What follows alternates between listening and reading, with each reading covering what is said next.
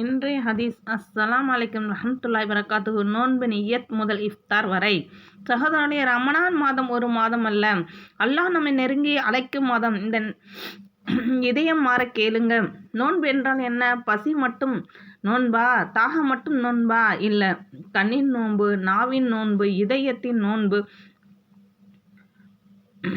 பசி இருக்குது, ஆனால் பாவம் செய்ய மனசு நடுங்குது, அதுதான் உண்மையான நோன்பு. நிய்யத் அல்லாஹ் பார்க்கிற இடம். நிய்யத் நாக்கில் இல்லை, நிய்யத் காகியத்தில் இல்லை, நிய்யத் இதயத்தில்.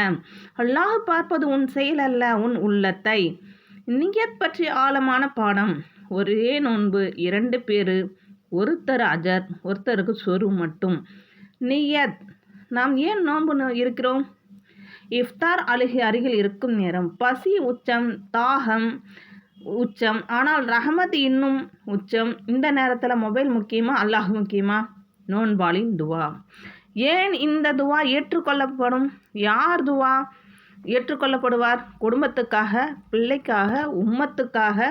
நோன்பு கற்றுக் கொடுக்கும் பாடங்கள் என்ன? பொறுமை, தாழ்மை, பசி உணர்தல், ஏழைகளின் நினைவு.